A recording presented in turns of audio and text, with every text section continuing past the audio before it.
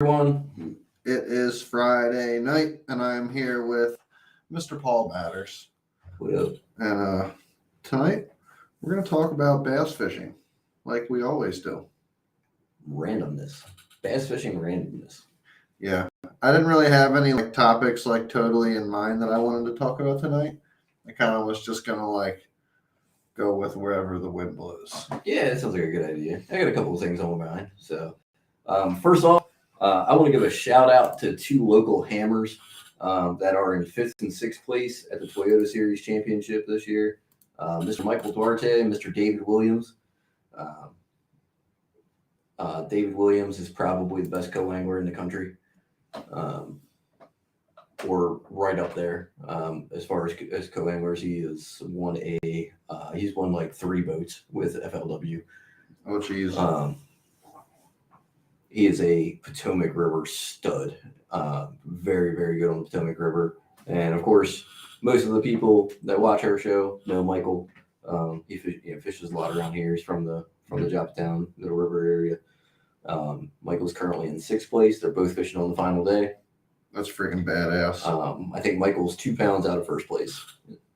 So 2 pounds out of 1st place, not a whole lot to make up as a co-angler. So hopefully he can bring home the trophy, and that'll be I believe it's a boat. It's a Phoenix 518 with a 115 is 1st place for the co-anglers. And I believe it is $5,000 for the top finisher from each region. So each division, the top finisher from each division as a co-angler gets $5,000. So it's pretty hefty, pretty cool tournament. They're down in Gunnersville. Michael's catching them like he always does. So good luck to Michael. Hopefully he catches them up tomorrow and brings home the win. If not, I hope David does, because it'd be nice for, cool for a local, always cool to have a local angler winning. I didn't check the boater side before I left. I know yesterday Todd Castledine was leading that. Todd Castledine's a FLW pro, really, really good fisherman. I believe he just qualified for the elites this year on the opens. I think he did. I might be getting him mixed up. There's a lot of FLW guys that qualified for elites this year. Keith Boucher, Bradley Hallman, a lot of those FLW guys fished the opens this year, and there are quite a few of them that qualified. So I might be getting that confused, so don't hold me to that. But what's up, Pete? But yeah, pretty cool. They're catching them pretty good down there on Gunnersville. I think it took to make the top 10 on the boater side, I believe it took right around 16.5 pounds a day. So pretty good days. Pretty stout. Good. Yeah, pretty stout. Pretty stout. I think the leader. The leader when I last checked, he was like right out of 20-pound average. So Gunnersville's fishing pretty good. A lot of people said it was fishing tough. So it sounds like the guys who were able to find the better quality fish. There were a lot there. But I also saw a couple of the guys that had 20-pound bags yesterday that only caught 2 fish today. So. Might be a little tough down there, but pretty cool. It's one of my bucket list lakes. Gunnersville. Yeah. It's just a big grass lake. Yeah. Grass. You got ledges. Yeah. Fishing deep in the summertime. So always wanted to go there. They catch giant stringers there in the spring. I mean, I think the year that Hank Sherry won the Classic there, I think he had like 26 or 27 pounds one day. Mm-hmm. Yeah, so it's ridiculous. I know Brandy Howe, the year he won the Classic, on the final day, he had like 26 pounds. Yeah, so, I mean, you can catch just absolute giant stringers there, especially in the springtime. But I want to go to Florida. See, like Florida seems cool. Like I want to go down there so I can just do some punching and stuff. But it's not. There's a lot of stuff down there. Like I like to wind, and a lot of that Florida fishing when it's good is a lot of dragging, dragging shell beds. I mean, you can catch some more crankbait down there for sure. Swim bait fishing. Yeah, I guess. I would like to go down there and do like hardcore punching though. I want Like to catch a punching those PB highest down there. I want to catch a PB down there. I want to go back to Texas. That's where I want to go back there. Texas would be really cool. Like Texas Lake Fork. I want to go back to Rayburn. I would like to go to Fork. I'd like to go to OH Ivy. That'd be another cool one too. Mhm. You know, that they're catching just massive fish out there right now. So Rob said he's still trying to make it. Rob's still trying to make it. So, Rob's still trying to make it. Yeah, that's a couple of my bucket list places. Yeah, I want to go back to Rayburn. I had a lot of fun down there. Kind of just started to figure it out when we had to leave. We stopped there on our last day as we were driving through. Neither one of us qualified for the last day of the tournament, so we're like, screw it, let's go to Rayburn again. Right. Spent a half day there, and then really, like, it just kind of clicked on what the fish were doing, and we just tore up like 2 to 3 pounders. I think we went out. We fished for like 6 hours that day. We spent like 2 hours, a couple hours offshore, and like the last 4 hours, we probably caught like 30 fish between 2 and 3 pounds. Mm-hmm. So just had a blast there. There's just a ton of fish. We caught them all out of one creek, one little tiny creek. Saw 40 fish on beds. It was so cool. Didn't catch it. We might have caught a couple off beds, but they were just moving on the beds. The bucks were making. We were actually watching bucks make beds. That was pretty cool. It was a really cool experience. But I really like Texas. Even Conroe. I like Conroe a lot. Can't complain about Conroe. Fished pretty well down there. Couple of things that I would have done different had I been on my own boat, but it was still a cool experience to go down there. So can't wait to go back. Not looking forward to the drive, but that's always one of the worst parts. That drive sucked. Yeah. I think it was 23 hours. Oh. And we drove it through. We left Rayburn at 6 p.m.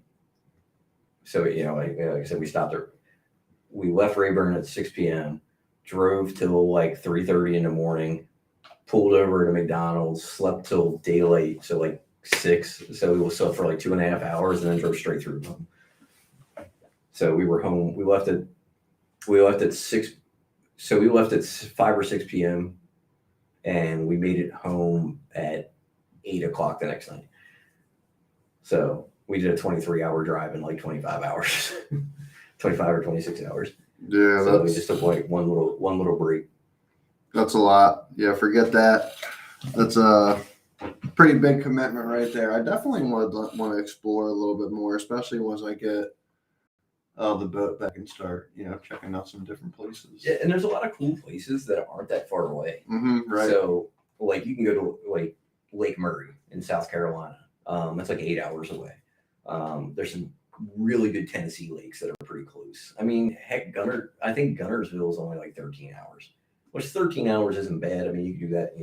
That's a day. It's a long day, but that's a day of driving. Yeah. You have Smith Mountain Lake, which is good. You have your northern stuff. You got Champlain and Oneida and the St. Lawrence, Lake Erie. Speaking of Lake Erie, 10-pound smallmouth caught in Lake Erie yesterday. That's insane. I saw the picture of it. Freaking! I've never seen a smallmouth that I could fit my fist in its mouth. A 10-pound smallmouth. The thing was just nasty. What is the world record 11? That was caught in Dale Hollow in Tennessee. Really? Yeah. Interesting. It was caught in Dale Hollow, which is known for big smallmouth. That record is from like the 50s.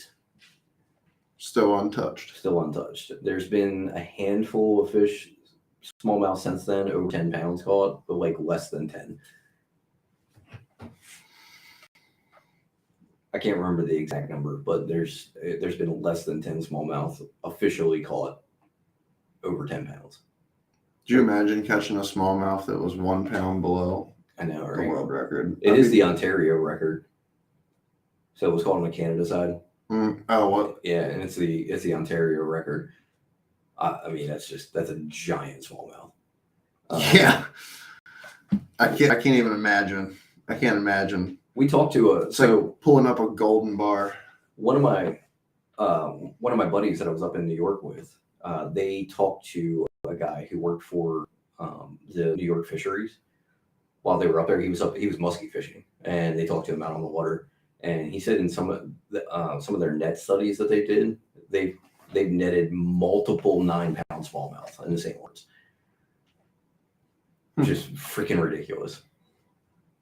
You know, there's a lake in Idaho that in the last like 3 or 4 years, there's been like 4 or 5 9-pound smallmouth caught. So they're out there. I mean, those are absolute giants. But I want to say the freshwater Maryland record's like 8 pounds. It's called it's either called a Liberty. I think it's called a Liberty. I think it's 8 pounds around here. Because I know the freshwater or the tidal record smallmouth is 6 pounds even, and I remember it being significantly smaller than the freshwater one.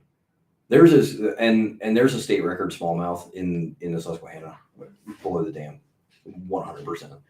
I mean, I've caught them over 5, so like I know there's one over 6 out there. And say below the dam? Yeah. Because tidal water, you know, right? So it's got to be. Oh, right. Well, yeah. So I know there's a state record in there. I'm hunting for it. I gotta find it. Maybe around there somewhere. The smallmouth is something I would like to key in more, honestly. But for right now, I love smallmouth. I'm super ultra laser focused on trying to land big largies. And right now is a good time to do it. So you're focused on like what's big to you? Okay, so because big is relative. To slightly like I guess reiterate, I don't want to go out and catch consistent 1 and 2 pounders. I want to catch 4s and 5s and 6s and be consistent in doing that. It's hard to be consistent doing that, but I know how you're doing it. So yeah. You know, you may the thing is catching, you know, and we've talked about this before. You can go out there, you know, you may go out there all day and you'll catch 1 and you're happy with that, and that's fine. Like I have nothing against that, but I want to catch 5 of them that big. Yeah, but there's a lot of times you're not going to catch 5 of them that big. Yeah, no, but I can, you know, you may like to me, I might catch 2 or 3 that are over 4. Like I'm calling big over 4 pounds. Right. Right. Is that a fair assessment? Yeah, I mean over 4 pounds. Yeah, you know, that's the size of fish we're looking for. Yeah, you know, so depending on location, that plays a big key too. Like if I go to the Upper Bay, like for the most part, I mean, I fished that big bass tournament the other day, and we didn't catch any over 4 pounds, but I caught like 7 3.5 pounders. So to me, like, and it's just personal, you know, my personal preference. Like, I would rather catch 7 3.5 pounders than catch 1 5-pounder. But I guess, but that's all personal. Like I have a goal to do it on different bait styles. Like everybody and their brothers out there throwing crankbaits and fucking worms. Didn't catch single fish on a crankbait. Well, you know, everybody out everybody's got chatterbaits, everybody's got jerkbaits, everybody's got crankbaits. Everybody's got the same deal going on, whether they're applying it or not, or the right way, whatever. But not that many people are out there chucking weedless swim baits in the middle of the flats. I think you can get bit on glide baits in Conway Go right now on the lower end. Yeah, it's crystal clear. Yeah, it like I looked at the water like the other day when we had our tournament up there, and the water on the lower end on like below Glen Cove. I mean, there's like 6 to 7 foot of visibility. It's perfect. So I might have to throw the swim bait rod in the boat tonight and play around with that a little bit. It's fun. I just like it. It's just fun. I think it's a challenge. I know I can go pick up to be fair, I don't even throw the swim bait rod in there. I mean, I can throw the smaller S waiver. Yeah, like I can throw it on medium heavy. You know, it's not like I need a huge rod to catch that. See, I know that maybe not on Conway Go, But in a Joppa, I know I can go out there and pick up a chatterbait or a crankbait or something to go catch fish. But I don't know that I can go pick up a 7-inch wide bait and try to pattern fish. And to me, I think that's kind of fun. I like trying to do that, and that's hard. Oh, it is hard because it's not a pattern that it's not a consistent pattern. It's a very spotty pattern. It's very situational, very condition based. Whereas like that chatterbait in the grass, if there's grass, you can throw a chatterbait and you catch fish. Doesn't matter where you're at. I will say a lot of times what I use conventional to pattern a lot of my swim bait bites, or I'll be throwing just to be able to locate where they're holding and how they're holding. Or I'll be throwing my swim bait and Steve will start connecting with conventional, and then I'll kind of click in on what's going on with what Steve is throwing, sure, and then apply that to like throwing a bigger bait or air. Okay, so like he might be 8 feet out digging bottom on a freaking with a crank, and I might be up here trying to bank on the shore with a mag draft. All right, so casting over here to casting over here, and he might hang out 5 or 6 fish, but and count that, and then count it down. Yeah, But when I finally get bit, I picked out the biggest one right sitting there. Which like that's cool to me. Figure out they're holding in 8 feet of water. Count that mag draft down or whatever you're throwing, and be able to crawl it across the bottom and maybe pick off that bigger fish. And I think that's What's up, Brian? I think I think the glide bait, swim bait thing. I think that's exactly what it would be best for in a tournament situation. Yeah. If to try to let's say I got 18, 19 pounds. Maybe maybe I can use that glide bait or to catch a 5 or 6 pounder and get that that call. Especially when you have 18 or 19 pounds of the exact same size fish. They're all 3 3/4. They're really, really good search baits. So in a way, like smallmouth are very, very curious fish. Oh, sure. If the water is clean enough to see them. Yeah, absolutely. Right. I totally get that. Smallmouth are very curious. When you throw a bait, maybe they might not be eating it, but but a lot of times smallmouth will give up their position over their curiosity of following the bait. And I've had 5 or 6 like nice 3-pound smallmouth follow my glide right into the boat and then just kind of vanish. And it's just like, okay, well, I know they're here.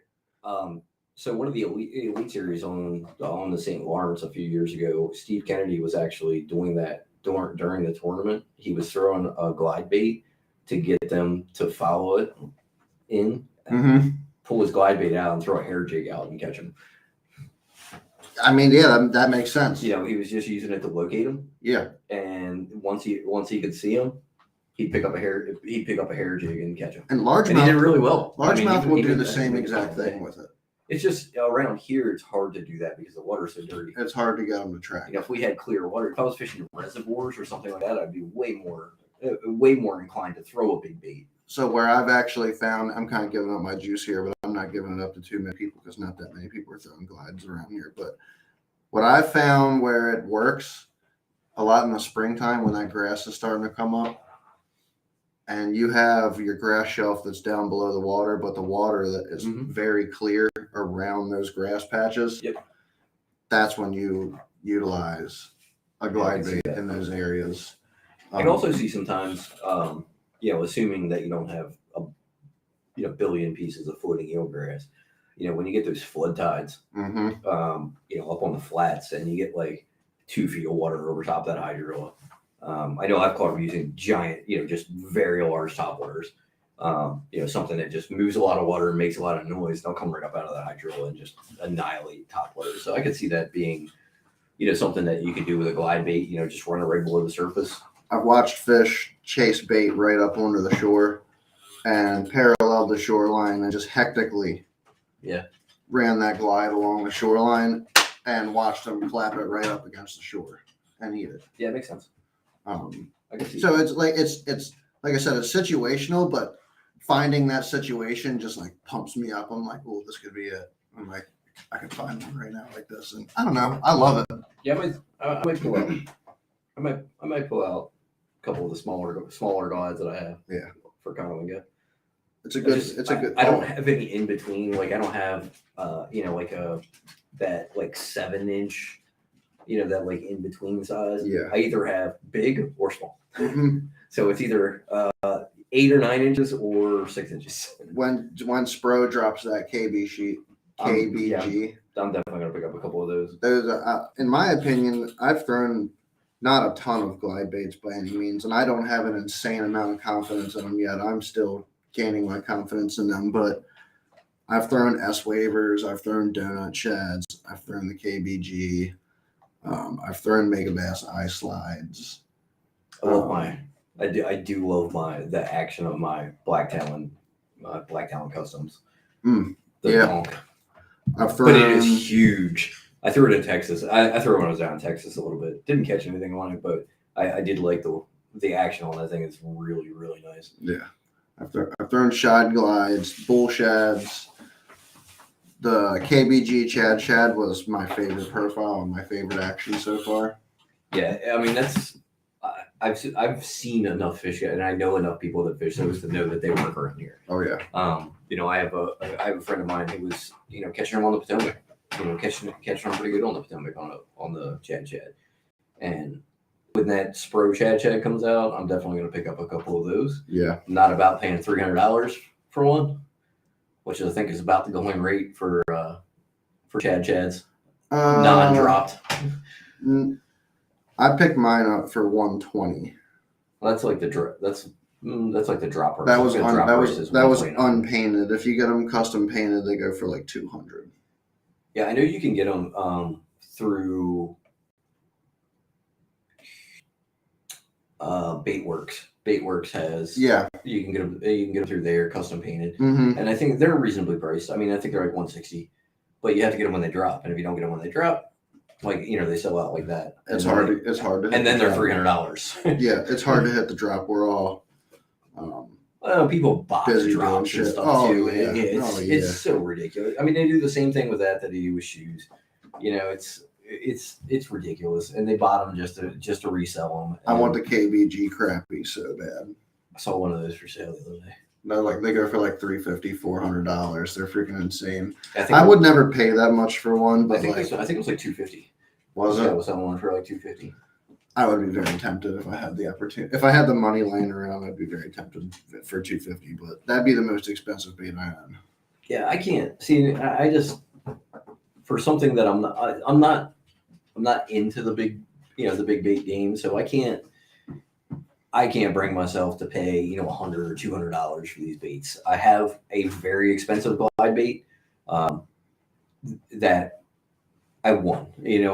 I won it on either Ike Live or Bass Sheep Live. One of those two. It was a giveaway trivia question. I can Google faster than freaking anyone apparently. The person that won up the Susquehanna Open or something like that, they won like a tater hog, tater hog Godfather, I think it was. Yep. Freaking, and that's a sick bait. Chris Zaldane throws a lot of the tater hog. Yep. Mm-hmm. Yeah, that's a sick bait. I mean, it's situational. You have to know the forage in your bodies of water. If a lot of times, unless you get that curiosity, you're going to get that curiosity bite all the time, right? Yeah. And that's going to be like your 1 or 2 bites a day. Mm-hmm. That's just a curiosity bite. But to really get on that good bite, you have to have that forage inhaling bite. Right. So if you're not throwing, if you're throwing it on a place where the predominant forage is gizzard shad, or I'm sorry, not gizzard shad. Predominant forage is like threadfin and shad, which are this big. Yeah. You're not going to get on that good bite where you're just going to crack them on. You're going to catch that 40-pound sack on a, and catch 30 fish a day on a glide bait. You have to have gizzard shad around. And we have gizzard shad around here, and that's why I don't discount the big bait bite. Yeah. Because we do have a lot of we have gizzard shad. We have bunker and gizzard and a lot of gizzard shad. And there's I know in an area you've been fishing. I told you the other day that I was fishing there. I saw just schools of gizzard shad in there. So everywhere. makes sense that Chad was catching them on big bait because his gizzard Chad had moved in here. So, on the Upper Bay, Loch Raven is that's a big bait. That is a big bait. It's a clear water gizzard Chad. There's a ton of gizzard Chad in Loch Raven. So it makes sense that a big, that big bite's going to. There's also trout and Loch Raven. Yeah. Big. It's again big forage. I know the 9-inch taxi shad that's a killer over there in the wintertime. I know you don't like Victor, but depths 250s and right those big 9-inch glide baits in early December crush over there. Yeah. You can catch multiple fish and you're going to catch big ones. Tanks. I've seen Zach, Zach Bowen. Yeah. Oh yeah. Zach, I think it was last year or the year before he caught a 9-pounder. So on a 9-inch swim bait, 9-inch glide bait. That's the whole reason for wanting to do that. I guess you could do it throwing a chatterbait, but I just don't feel like it would feel the same. Maybe. To me, catching a 9-pounder is catching a 9-pounder. Like I'm going to catch. I'm not limited. I'm not discounting the big swim baits, but I also am not limiting myself to big swim baits. So I'm going to catch them however I need to catch them. And I generally, throughout the year, usually catch multiple fish over 6 pounds. I can tell you the number of them that have came on big swim baits. Zero. That's because you haven't thrown the big swim bait. Well, I throw them every now and then when I feel like the conditions are right. When you get that cleaner water, it is springtime, conditions like that. But you're right. I don't throw it as much, but I've had success catching big fish in this area on other baits. I've caught, I catch them on I can catch them on a jig in the springtime. I can catch them on crankbaits. I don't feel the need to wear myself out throwing a big glide bait. Even though in the fall I'll do it on, I'll throw an Alabama rig till my arm falls off. I love catching fish on Alabama rig. It's to me that I find that's my big bait. That bait I'll throw just because I want to catch one on it. Yeah. I love catching smallmouth on an Alabama rig. That's my favorite thing to do. I wonder if Tony is going to complete his challenge of catching one on the Alabama. I did not. I never pulled the Alabama rig out because I was catching them too good. I was so. You probably could have though. Probably could have, yeah. But I was for most of the day I was so just in tune to the bite that I threw one bait all day. Now I did, I rotated some crankbaits and stuff in, but never got a bite on a crankbait all day. I had caught some on a crankbait practicing, and I practiced for 4 days for this tournament. 3 days the week before, and then 1 day the week of. And I caught some fish on crankbaits. I caught some nice fish, some solid Conowingo fish, over 2 pounds on crankbaits. And I threw crankbait around, and I couldn't get bit on it during the tournament. So I would just put it down. I pick drop shot back up, boom, catch one. And the ones we were catching on drop shots were, they were solid 2 to 3 pound fish. So it got to the point where it was just like, I know where I'm going to catch them. I can almost call my shots. I'm just going to, rotate through my spots and with a drop shot and catch as much as I can. And then apparently go somewhere completely different that I didn't even plan on fishing because I had boat troubles and call 3 of them out and catch my biggest fish of the day. Sometimes it just be like that. Which wasn't quite big enough. My co-angler won lunker. Jerk. Oh, did he get lunker? Yeah. Nice. Like 2/10 of a pound. I got to go get a beer, Paul. I got to get a beer. I'm leaving you alone. Yeah, I know. I don't have anybody to talk to. I'm leaving you alone. Talk to yourself. That's what you normally do. You don't have any friends. That's true. I don't have any friends. Just my dog. Who's your friends? So what's up? Let's see who we have online here.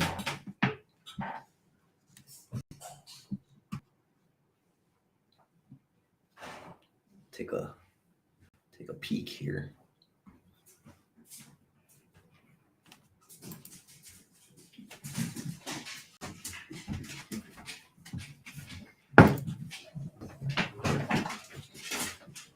What up?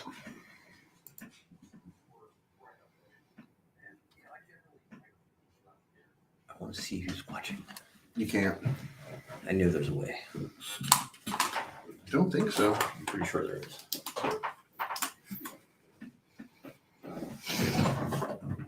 I feel like there's a way.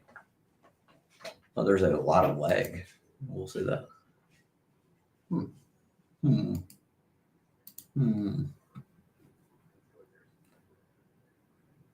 Oh well. That's not what I wanted to do at all. Nope. So let's go back now. The chat's back, and I have somebody to talk to. I'm back. So what's new? What's new in general? I got. Also, what's up with that can? Why do I keep hearing this? Because I forgot to turn the sound back off. So I got a Ranger update. Yeah. Kinda. Is this the one I know about, or? Yeah. Okay. Yeah, it's the one you know about, but they don't know about it yet. So, as you guys know, as we've been following for months now, the disaster of my Ranger boat, which Bowers Marine has been awesome to deal with. Yeah, it sounds like they've been fantastic. They've been fantastic to deal with. Ranger is taking my boat back to the factory. My boat is going back to the factory. It is rowed up for an effective haul, and that's really all the answers that I have. I don't know. On the plus side, you basically get a new boat, even if they fix it. Like, it's in perfect working order. I would hope so. I got no idea if they're going to fix it or what. I would imagine they'll probably just swap it out. I have a feeling that it's probably easier for them to swap it out. I think Rob's here. Oh, maybe. Yep. Yep. That's Rob's here. So it's probably easier for them to swap it out than it would be for them to fix it. Because if they, for them to fix it, they got to pull like the whole top cap off. And damn.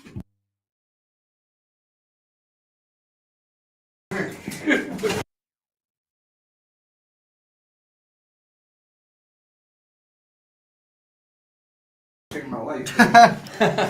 So anyway, yeah, I imagine it would be easier for them to just swap it out than to pull the top cap off, because the top cap on our aluminum boat's welded.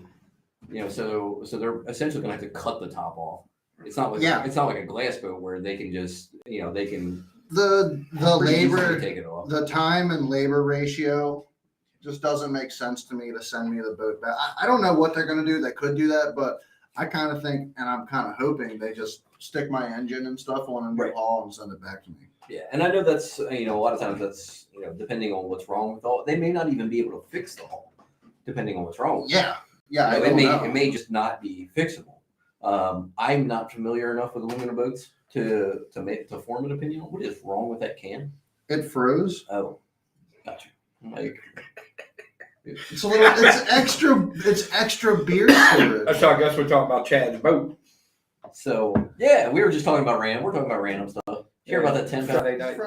I saw your smallmouth? text. I saw it. Crazy, isn't it? Cheers. What's Paul got over there? I got monster.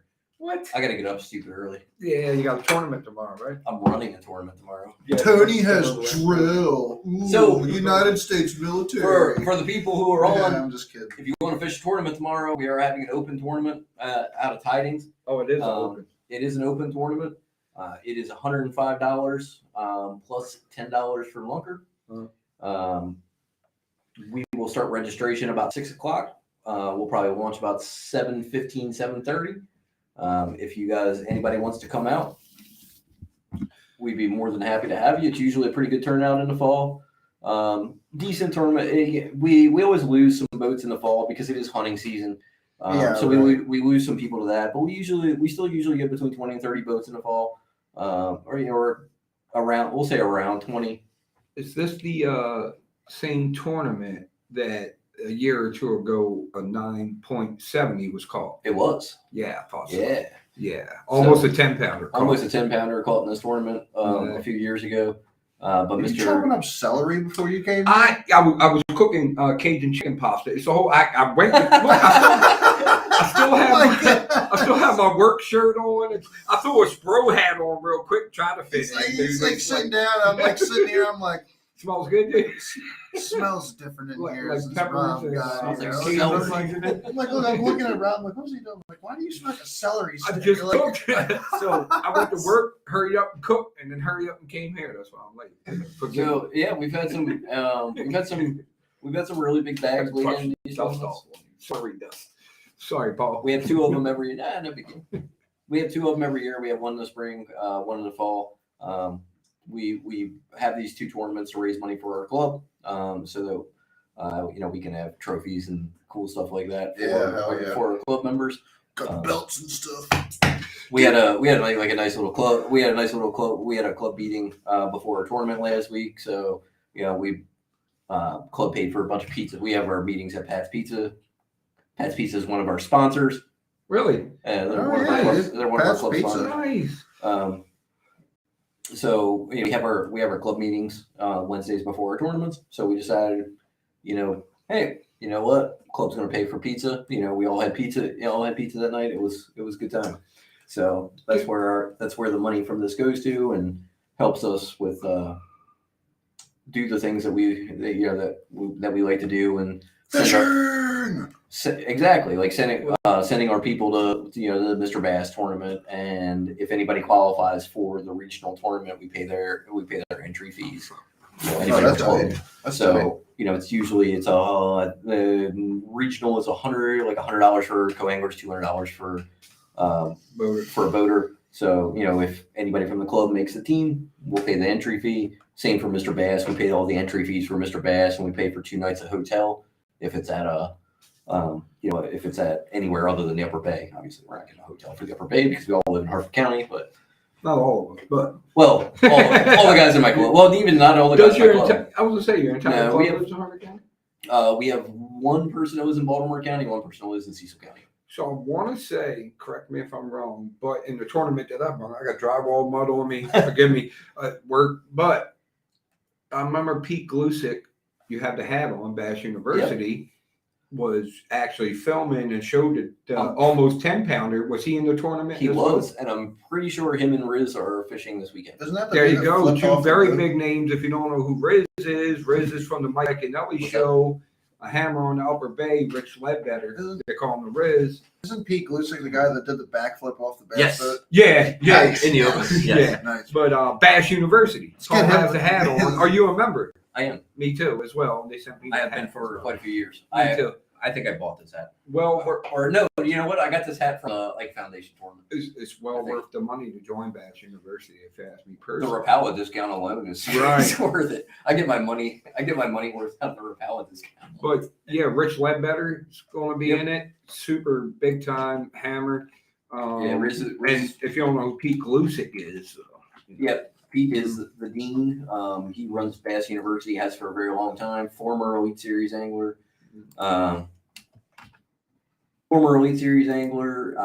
He's fished the Classic a couple of times. Pete is super nice guy. And a guide, I believe. He is a guide on the Upper Bay, and he is a hammer. He is a very good fisherman. He fishes. Yeah, I think he fished the Opens this year. He definitely fished the Opens. He entertained us all on the Upper Bay. That's right, on the Upper Bay. He did really well on the Upper Bay. He did really well in the points. 3rd place on the Bay. He was 3rd, 4th, somewhere. 2nd, 3rd, 4th, somewhere. Yeah, he was very. He was right up there. Yeah. Pete, very good fisherman, very nice guy. I believe he's fishing this weekend, and it'll be great to see him. I like Pete. Fish a lot of tournaments with him or against him throughout the years on the Upper Bay. So if you got Pete Glusick and you got Rich Ledbetter, the Riz, I'm guessing Travis Manson. Travis doesn't fish our tournaments. No, he don't fish them. I think he goes up north this time of year. He is. I'll look on that up because I know he's definitely up north. I know he's definitely up north right now. I saw him blade baiting some smallmouth on his Facebook page. The other You day. said It's kind of rubber blade bait. No. You know, that's a question I had Fish for you is tonight, Paul. I had that question for you. It's about blade bait time, isn't it? A little early. Up. Water's still pretty warm. Another 2-3 weeks. Yeah, it's going to take a while for it to really get down. I like low to mid 50s is where I start throwing on blade bait. Yeah. So it's got to get really good into those lower 50s, 53, from that range down to, all the way down. Right now, water temperature is still like 60 degrees. So Yeah, I was out the other day. It was like 61 or 62. yeah. I was out last night. It was like 61. Where'd you go? Gunpowder. Was it good? We went striper fishing. Hey, hey, We call- that time of year. We caught one keeper. Yeah. And I haven't been out. So like I just kind of, I only had, I didn't get out till after work, it was like 4, so didn't get on the water till like 4:15. So I had 2 hours.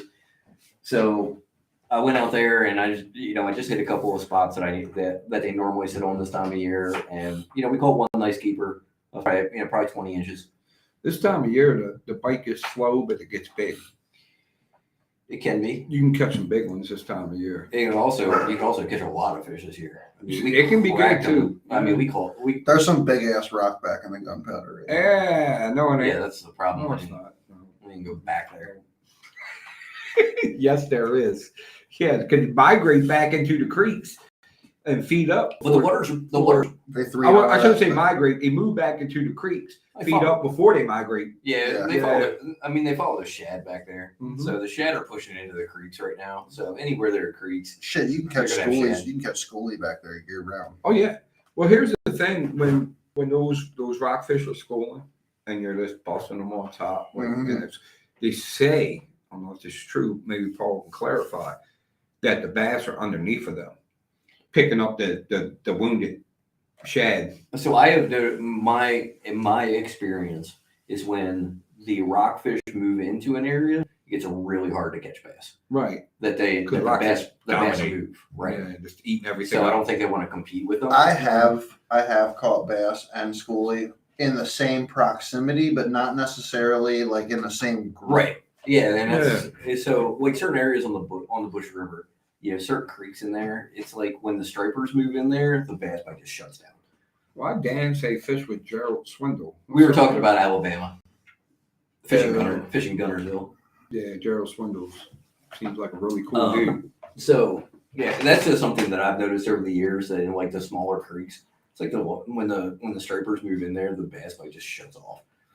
That makes So- sense because stripers probably just eating every fucking thing up. Yeah, Because they school up and get you so know. crazy. Yeah, and they feed a lot harder, so it would make sense that the bass would move.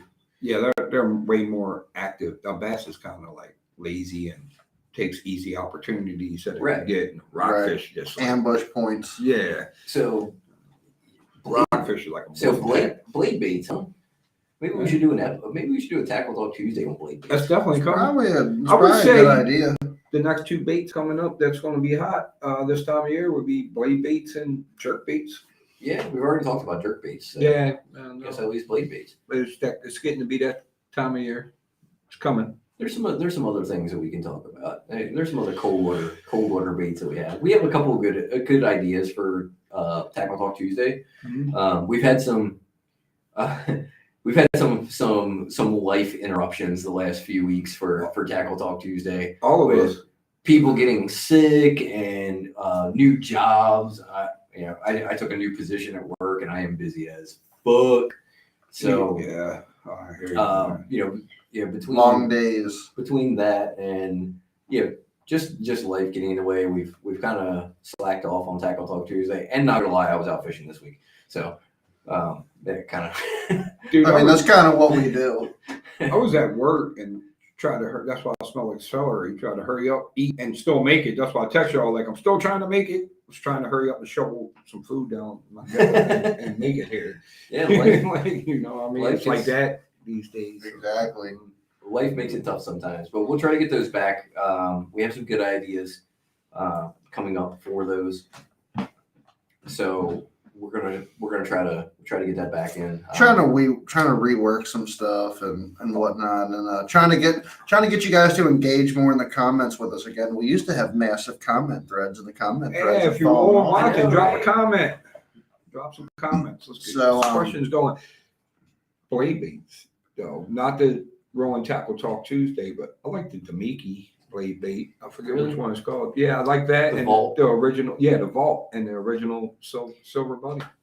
Silver Buddy. So I fish a hand poured blade bait. Really? My buddy makes, because it's cheap, and I You lose will a lot not of fish anything. I will not fish a blade bait that costs more than like $4 Because you lose a lot. because I've had so many days out there where because of how we fish them on the Upper Bay, that you'll lose 10 to 15 of them. Yeah. It's less so like if you're fishing like the Forbidden Zone, right?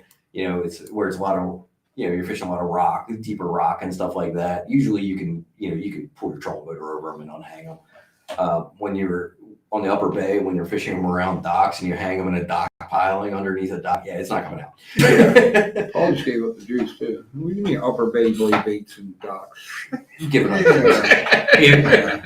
if anybody, judging by the people, I know Brian knows about that. If you don't know, even commented. Come on. If you don't know about the Upper Bay blade bait bite in the wintertime, it's a very regional specific bite. It is something that, and this is coming from Pete. This is something I heard from him. He's tried it in other regions of the country and it doesn't work. Right. It's very specific to this area. I wonder who figured that out in the first. Probably because of like the thread fin and stuff that are around here. Well, I think it's because the bass live so shallow. Right. That's what I was going. Shallow water. They're just so shallow. Right. Because we're catching them in the north. Why could you not throw a blade bait in 20 feet though? You could. No, the same pattern. It's the pattern that works. Blade baits work everywhere. So it's other not that blade parts baits of the don't work. country, though, right, Paul? Like other parts of the country, you do throw them 20 foot. Right. You throw them out on deep points and stuff like that. Right. That's where you're throwing them. Up here, we throw them around docks in like 3 feet of water when the water's like 38 degrees. And can catch them. Yeah. Oh yeah. Crazy. Pigs. Yeah. Yeah. That's pigs. That's 5-6 pounders. I wonder who the hell figured that out. Like, I'm just going to start flipping blade baits around docks when it's fucking. So that is I don't know who figured that out, but that's been around for 30 years. Yeah, it's not a huge secret anymore. That's something that a lot of people or that's been around for a really long time, and most people know about. Ike and Ellie gave up that secret a couple times. Ike and Ellie's talked about it. Pete's talked about it. There's been multiple YouTube videos made about it. Fishing blade baits shallow on the Upper Bay. It's the deal in the wintertime. Late fall all the way through the winter. Now there are certain Yeah, I think it is crazy. When I think about wintering fish, I think about fish going into deep holes and like stuff like that. But so it's funny because there are deep holes. Like take the Northeast for example. So there are deeper holes up there. So there's one wintering area I know.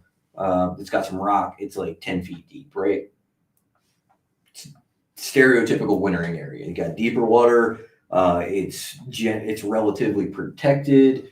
It's a stereotypical wintering area, and they winter there. But then they also winter 100 yards off a bank in 3 feet of water on dock. Fucking crazy. Who the hell figured that shit out? To be fair, I just watched a video from Gerald Swindle, and he was talking about river fish, and he's like, Tennessee. Like, he was talking specifically about Tennessee River, and he's like, these river fish, these current fish, they don't go deep in the wintertime. Like, he's like, you can pull up to a secondary point in a creek, and this point's 2 feet deep on top, and you catch them in dead of winter. So not all fish. The point is not all fish go deep. mm-hmm. Yeah. So there are fish that live shallow year round. You can check the Facebook and see if we have more comments on there. Yeah, let's get some comments going. Where's everybody at? Nope, we still have 3 comments. I might have to go. I was trying to make ourselves feel better that maybe the comments weren't coming through. Where's the comments, people? Come on. And You're we've still been, watching the comments. comments have been slacked off recently. I gotta go outside and we get my phone. gotta spice things up somehow. Start pieing each other in the face with whipped cream and plates. And Grab some whipped cream, dude. We're gonna spray you in your face. So right we're gonna give away some of Chad's swim baits. Whoa. Oh, there we go. Yeah, Chads. If you're still on and you're still watching, share this video, drop some comments. Let's get this party started. So, If you dive for the Chad and find it, you can have it. where's it at? The Forbidden The Zone. Forbidden Zone. What, out in the middle somewhere? No, On the along the bank? right on the ledge. Really? Yeah, it's The right rock on the ledge. ledge? I mean, it's big enough. I can probably pick it up on 360. Yeah. Probably. I gotta run out to the truck and grab my phone. Yeah, it's sitting right on the ledge on one of the points right there, and I have it marked exactly where it is. I got a cast net that came into there. I'm gonna go try to cast for it tomorrow. So there we go. My wife commented. What's up, Maria? Love you. Miss Thanks Maria. for joining us. I made it. Howdy. Chad said I smell like celery. You walked in like, it smells like celery. I'm sorry. I was mistaken earlier. David Williams is in 4th place in the Toyota Championship. Michael Duarte is in 5th place. So they are both inside the top 5. In the David Williams is a Maryland hammer. He is a absolute hammer on the Potomac. Huh. But they're both fishing as co-anglers. David Williams is probably the best co-angler in the country. Really? Duarte does good. He does. General was good. See that? He's fishing as a Celery co-angler right Yeah, now. they're both fishing as co-anglers. Yeah. Duarte always does good up on the Potomac. It seems like I don't. They're on Guttersville right now. Oh, they're on Gunners. Yeah, for the championship. Nice. So they're both in the top 5, both fishing tomorrow, and both have a shot to win. So it's pretty cool. What's up, Deborah? Deborah in the Hey, house. Deborah. Duarte's brother as well, or He is. I don't know if John? Johnny was fishing. yeah, or not. Johnny. I think he qualified for it. Dude, when y'all see I knew this, he qualified for it. So when you but I see didn't, this new video I put out, it's fucking terrible. I meant to put it up earlier in the week, but it's Paul's fault and it's Tony's fault 100% for getting on me about boat flipping. When you see this video, I'm gonna get so made fun of when y'all see it. It's so embarrassing. No, I got it. I should have sent it to you before I came so you could play it. But this shit is retarded, dude. You know what went through my brain? Like when I had it hooked, I was like, let me make sure I boat flip it right, because this fucker's going on video and I want Paul talking shit, right? And then remember when I caught the 6-pounder, Tony's like, yeah, boat flip it? I was like, nah. so I catch like this. It's like a 5-pounder. You'll see it on a video. You'll see his head. And I'm like, I'm going to boat flip it. And like I go to boat flip it and it smacks the side of the boat and goes back in. So then I let it like swim out. Like, fuck that. I'm still boat flipping this motherfucker for the video, right? And I go to boat flip it again, and it comes right out of his mouth. Like, it's all on video. You'll see. It's embarrassing as hell. It was terrible. It's your fault, Paul, and it's Tony's fault. Hey, I mean, I ain't mad at you. You caught the 6 on a spinner rod. I didn't expect you to boat flip that one. Tony was like, yeah, boat flip it. So I'm like, this is what's going through my brain. And then, like, after I tried to boat flip it, it hit the side of the boat, right? I'm like, I should have just. I had every opportunity in the world to land this fish. It was probably one of those ones that just like came up next to the boat with his mouth open like this and just. Yeah, it was so easy. Like you'll see on the video, like could have caught it easily. And then when I really messed up after watching the video in slow motion is after the first time I tried to boat flip it and hit the side of the boat, I let it swim back out. So so I get set up like I'm gonna boat flip it again. And then my dumb ass, while it's swimming out, tried to boat flip it. Oh, there you got to turn it. Right, yeah, I didn't even turn it around. You got to get it coming. I didn't even turn it around, dude. It's like the most, it's the funny, most ridiculous thing you ever saw. It's funny how fish do that sometimes, like, it's like, sometimes fish, they'll just like go nuts next to the boat. And then my PB on tidal water, it was, I'm fighting this fish. Like we saw, no, I mean, it wasn't dead weight. It was, it was a huge fish. It was an 8-pounder. And down on the Potomac, and I'm fighting. I was fishing with Dave Wilder, and it came up to the surface. He saw how big it was, so he's like digging for the net, right? Because it's huge. Like, well, no, but definitely not boat flipping it because one, it had a bunch of trebles hanging out of its mouth. It wasn't sticking my hand down there. Don't. I wasn't. No, I did taking that chance, but I wasn't for an 8-pounder. I was sticking my hand down there. No, so that's what I did.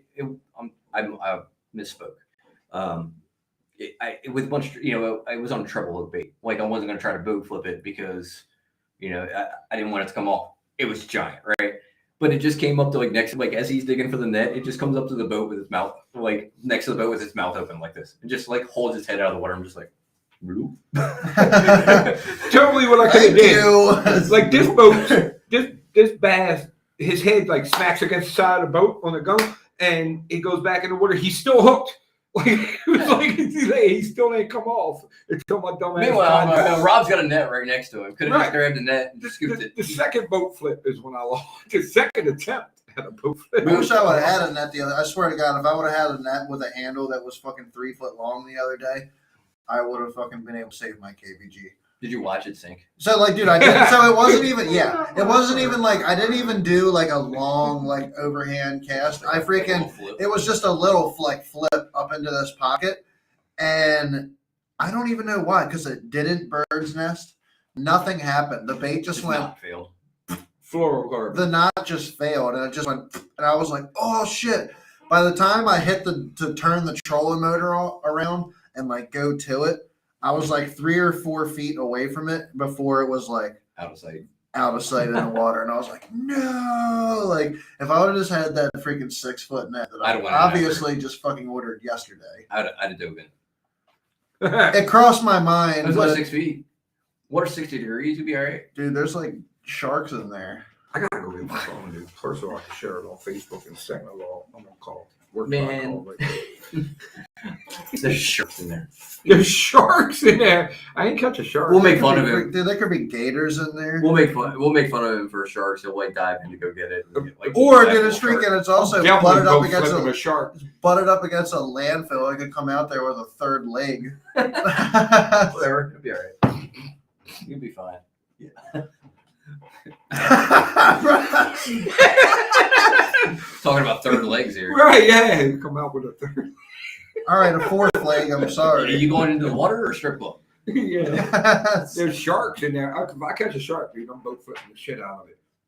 Boat flip that. If I catch a shark, I'm never fishing the gunpowder again. Right, yeah. Well, we would have to have a serious drought and a lot of salt because salt I have heard of up to like Abbey Point. Pools out. Yeah, up around Abbey Point. If we have they get sharks a good enough drought. They've had sharks way up the Potomac. Right. Yeah, you get a good enough drought. That's salt. It gets saltier and saltier. Mm-hmm. And even at like the southern end of the Potomac, like Point Lookout, they catch sharks and nets down, bull sharks and nets down there all the time. It's crazy. Can you imagine like throwing like a whopper plopper and catching a shark? Have you seen? Speaking of whopper ploppers, like have you seen those videos from Europe?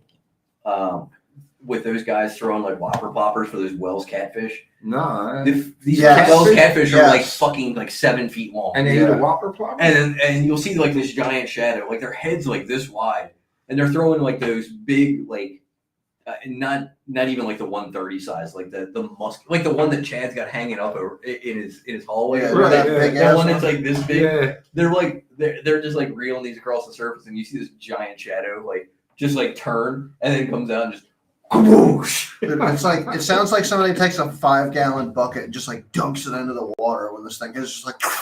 I know how to get Chad mad. Have you seen Chris Aldane's podcast he's doing? Everybody's doing a podcast now. Chris Aldane, he just had John B from the Guggen Squad on there. No way. Yeah. Oh my God. Yeah. He's sponsored by Guggen Squad now. Yeah. And he totally kisses John B's ass. Totally, dude. Like all talking about how much the Guggens have grown the sport. What do you got, Sean?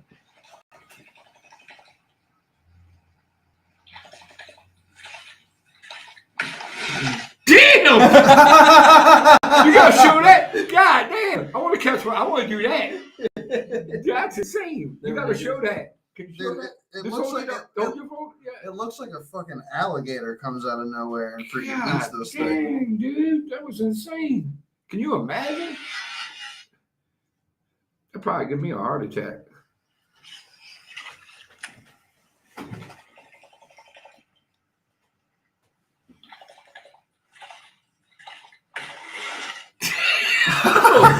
It does look like an alligator. Oh my goodness, dude. Yeah, It's like freshwater whale fishing. That's like the one catfish that that's like the one catfish that I would. Oh yeah, I Like, don't want to yeah. go swimming in that creek, dude. Like I wouldn't mind catching a big ass muskie either. I would fish for muskie. Yeah, absolutely. We got, like, I love catching muskie. I love catching muskie. We got like a Seneca, little Seneca, not got them in Seneca. Conowingo too. Yeah. There, I know of one specific place where there, and it's got to be the same fish. 3 years in a row, there was a muskie caught off the same tree. My buddy caught it twice, and then Tyler Judd caught it once. And he posted a picture, and I messaged him, and he's like, "Yep, it was like exact same tree." So it just has, it must just live on that tree. You think it's the same fish? I think it's the same I know fish, a yeah. certain lay down where I could almost catch a bass every single time there. There's always one there. Almost always one. You but I think think fish more with remember bass- that shit? I think more of the bass, it's more of It's that's- different fish. It just happens to be, Fish. that's just it's just a good holding area for them. Yep.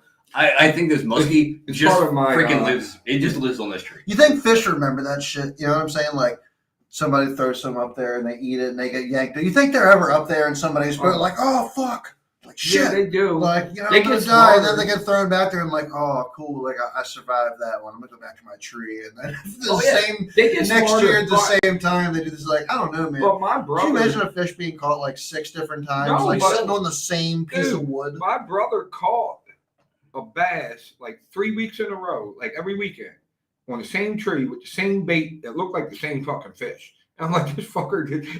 It was like, I was like, that's the same fucking fish you caught last week, dude. He's gonna put too many holes in his freaking jaw. Yeah, you could always tell when they've been caught before. I mean, I think there are certain fish fish stay in the same, especially largemouth. Largemouth don't. A lot of the same spots. So if you They catch don't- one out they there, don't move a another lot. one move. What? So They'll move in and out of they the same don't. spots. They don't move. Largemouth don't move, in my opinion, a super long way. And They're by that I lazy. mean, they're going to stay within a couple of miles of one area, right? I feel like studies have shown otherwise, though. Very few. They're though. Very few. They're opportunists. So depending on the system, Bass are territorial. some as of well. them So, in like they're not nomads. some of the Tennessee River lakes, they've seen bass move up to 20 miles. But in fact, perfect example, I caught a tagged fish in a tournament down on the Potomac, Dude. and it had been released 2 years prior, and I caught it within 50 yards of where it was released. I'll be right back. Phone real That's quick. pretty badass. Yeah, I told I got Rob, grab me another beer out of the fridge. I actually talked to We love our residents. I'll get you. I talked to one of the people No, in the DNR, no, we don't. and they told me, they were able to give me the exact area that it was released, and I caught it within 50 yards. That's pretty wild. And that was, it was 2 years from the time it was released to the time I caught it.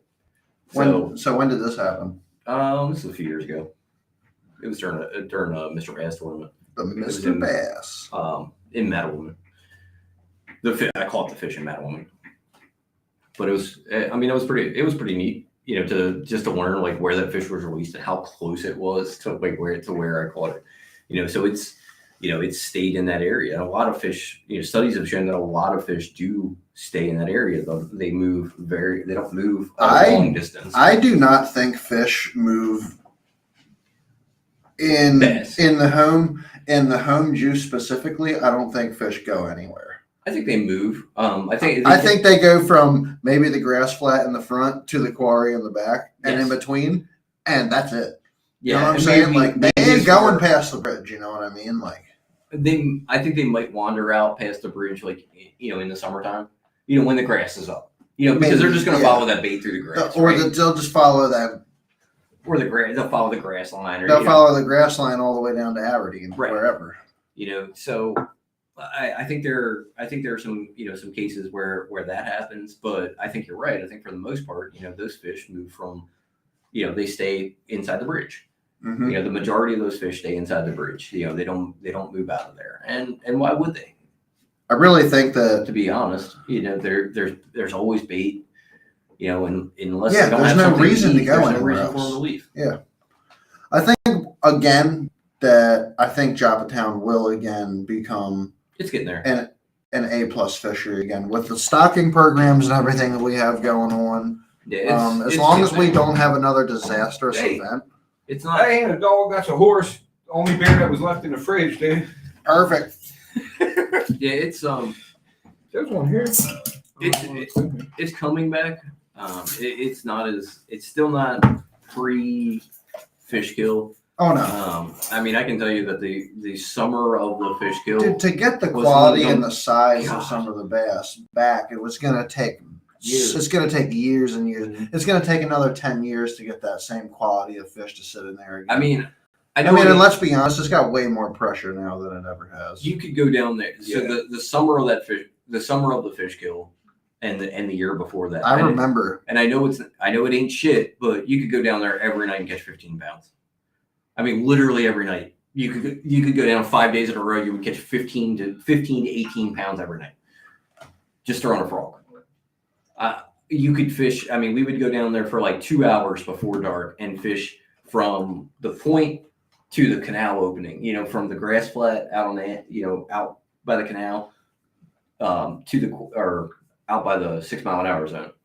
You know, you just start at the you idle down the 6 mile an hour zone and then just start fishing across the grass flat. Go back, toward the mouth of the canal, and you would catch 15 or 20 fish, and they would all. I mean, they're all 3-pounders. It was just insane. Yeah. I caught a 5-pounder on my birthday. That's when- out there. That's when Birthday Dundee was Oh, a shit. Cinco.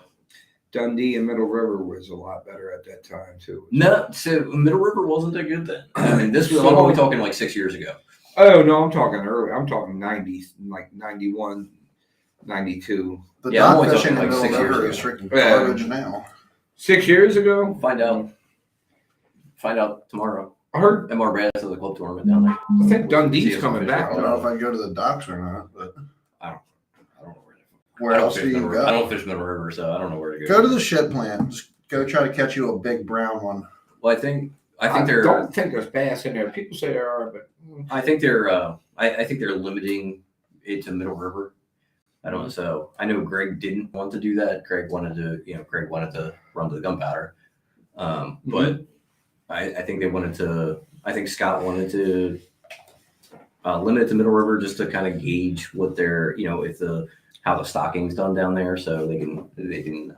Right, I can understand that. They've Yeah, put a decent amount of fish in there. There's been a lot of fish put into Middle River this year. Yeah, there's been other companies that have also contributed to bass stocking programs in Mariner Point and Middle River this year. we Not put that I know of. me and Chad. Scott's the only person that I know of. Me and Chad pitched in and helped. I mean, I know other company. There's a lot of companies that Scott gets to donate. Yeah, it was But like a lot of as local far businesses. as far as I know, Scott's the only person that does any kind of stocking. I have some different information that, due to that, we'll discuss it off air and then come Tackle Talk Tuesday next week. Whatever our findings are, put out there. But I had some information from another friend of mine that we had another stocking program happen at Mariner Point, and there was over like 1,000. Were they releasing Like- fingerlings? No, they were releasing. 1,000 of them. Apparently, they released over 1,000, That's gotta be like like 8 to 12 inch bass. Did DNR do it? I know DNR's been doing some stocking. They've the last been. couple It's a years. program that's been working with DNR to do it. Yeah. I was Okay, gonna say that because makes that's serious money. Yeah. Because I think Scott and them had. And I said 1,000. I'm pretty sure it's actually more than that. Scott and I them think- had a couple hundred bass. Well, so 200-300, I'll the get more size- details from the so fellow. the, and that was like 6,000. The price- or so. the price of the fish Size of grows the fish. exponentially depending on the On the size of size. the fish. So we So those we fish- released Those fish that Scott had, I think, were like, 1.5 2-pounders. and I think Greg told me that they were like $16 a piece or Yeah. something like Yeah, that. he had a Right. couple hundred. I think the total was like $6,000. He had a lot of local businesses. Yeah, I think- donate money. I think it was. See, I think they had 400. Too. The reason Yeah, for 400. purchasing fish of that caliber, though, is because their survival rate is so much higher. Right.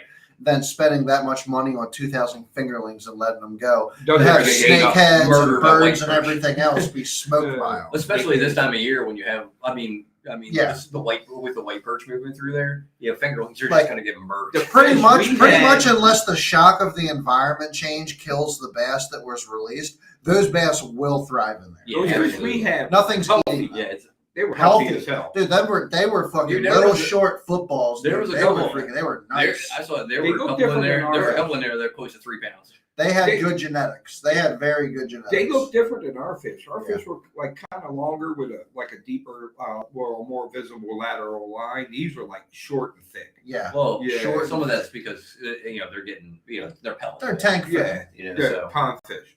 they're getting high protein. High protein. All I can pellets. tell you is we let about Well, there's 30 of them enough suckers bait go. for them to eat back there. Between me and Chad, we let about 30 of them go in the juice. So you know where the juice is at? There's about 30 new fish up in there. We know. Good ones too. Yeah. They're good ones. Yeah, there's. I mean, and here's what the thing. I actually talked to somebody that said some shit about it. He's like, "Oh, 30 fish." He said, well, to me, what's that going to do? And I was like, well, let's do the math, buddy. I was like, I don't know how many of those fish are male and how many of those fish are female, but let's say that some of those fish are female and they mate and they reproduce this spring and they lay. I don't how many eggs do bass lay for their 20. spawning I think period? it's like 20,000. Yeah, depending we'll on the say size of the thousands. fish. 20,000. Okay, well, say There's I let go 20 largemouth, and freaking 5 of them lay 20,000 eggs. It's Not like anymore. it's like there's only like a 1% survival rate or something like that. So figure, one female bass, you're going to end up with 20 adult fish. Right. But So, do the but math on if you that. got 10 female fish that spawn next year, and they have 20 surviving children, that's 200. So those 10 fish just created 200, and those fish are just about spawning size.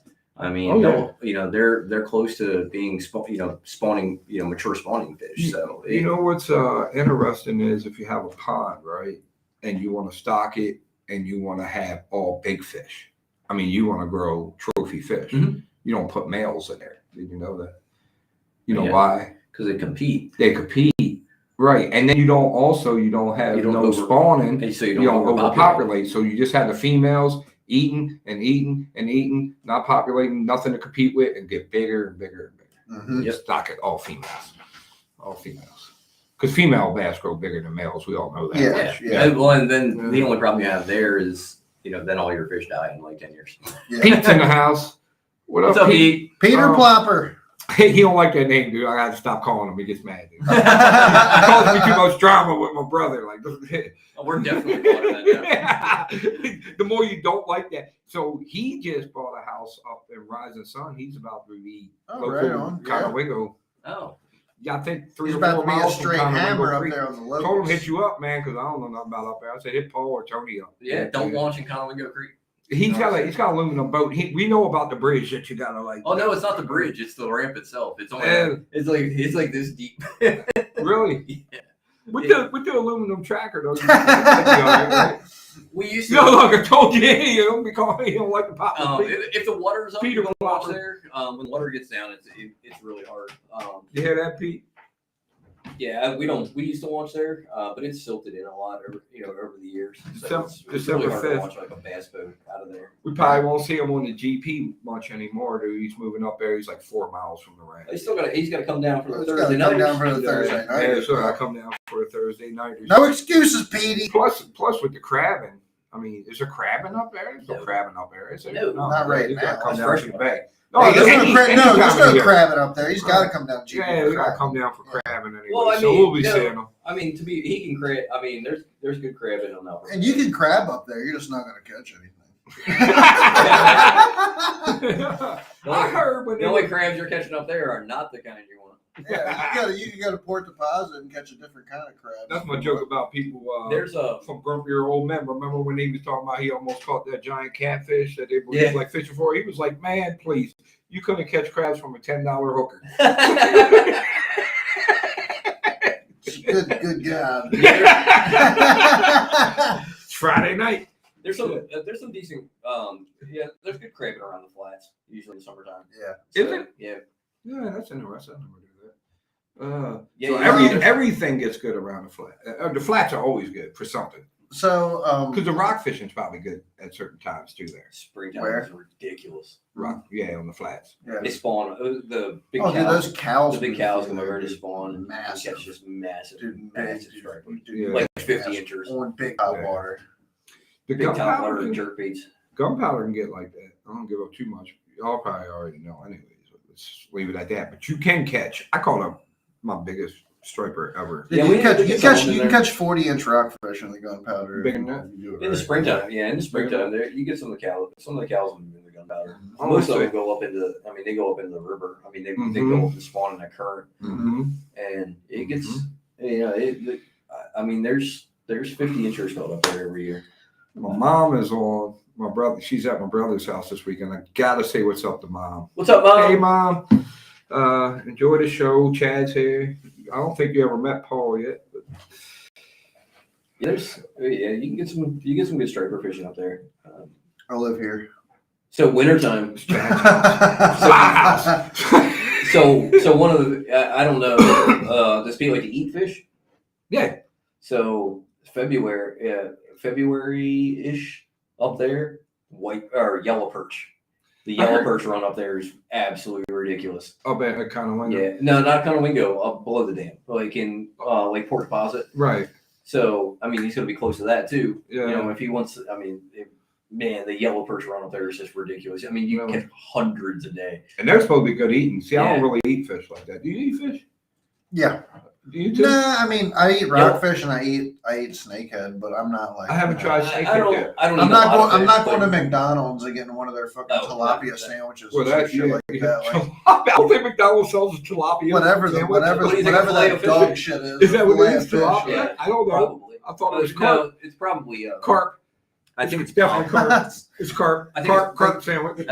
They probably call it tilapia. It's actually a dog. I'm pretty sure it's pollock, which is like the carp of. Oh yeah, is it the saltwater carp? Yeah. Well, Some- yeah, carp of the ocean. It's just the ocean. Ocean trash. carp. It's just an ocean trash fish. Let me get an ocean carp sandwich, Um, please. Extra tartar sauce. But yellow perch is really good.